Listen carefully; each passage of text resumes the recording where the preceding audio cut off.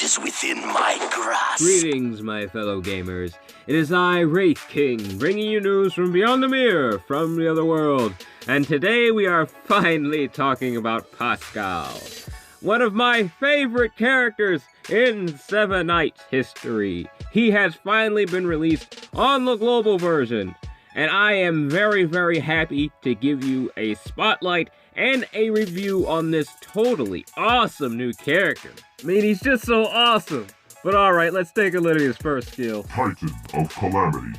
Inflicts 80% magical damage on 3 enemies 2 times. Additionally, inflicts 2,000 fixed damage, and piercing will take effect.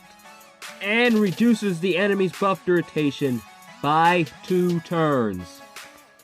Wow! It's like they nerfed him, but they nerfed him good. I mean, wow! I mean, he used to do so much more damage, but it didn't pierce, and it wasn't AoE. And all it really did was just damage, and it just attacked one person. Wow, I mean, I wouldn't even consider that a nerf, it's more of a buff, but let's take a look at his second skill. Gate to Abyss. All allies become immune to 5 target AoE attacks for 4 turns. Increases all damage inflicted on enemies by 40% and decreases defense by 40% for 2 turns. Now, I feel like they just straight up upgraded this guy. I mean, the original Pascal was awesome. I mean, I really liked him and I liked his attack, but he only helped himself and he didn't do much good. This originally just reset the cooldown of his first ability so he could use it again and gave him a void shield that lasted, I believe, just like 2-3 hits. So really, he was seriously upgraded. I really consider him upgraded here.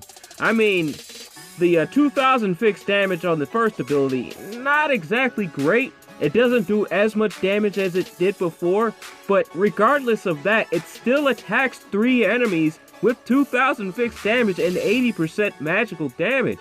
So that is a lot of damage. Not only that, but it also pierces and it reduces the buff timer, which is insane. So really, he needed an upgrade, and this is kind of what the upgrade should be. Now, let's just take a look at his skills. I'm really hoping that they didn't change the way his animations look, because his animations looked so awesome before. And his animations kind of what made him popular. And it looks like they did not change his animation.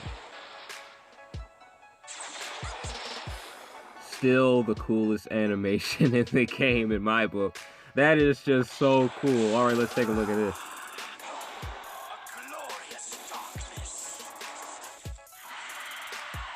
Nope, they didn't change that either. It would have been interesting if they did change that one a little bit, the second one, because this looks like he's buffing himself there. It doesn't look like he's buffing his allies. But be that as it may, I kind of still like it how it is. I'm glad they didn't change it to anything else, because I really do like the original animations for his skills, and I hope they keep those.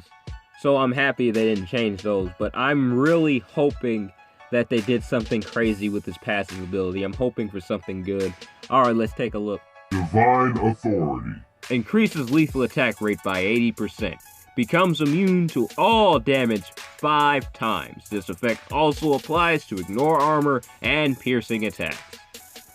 That is way better than his original passive unique. His original passive unique didn't really do much besides giving him void shield, and I do think it increased lethal, but it didn't do much other than that.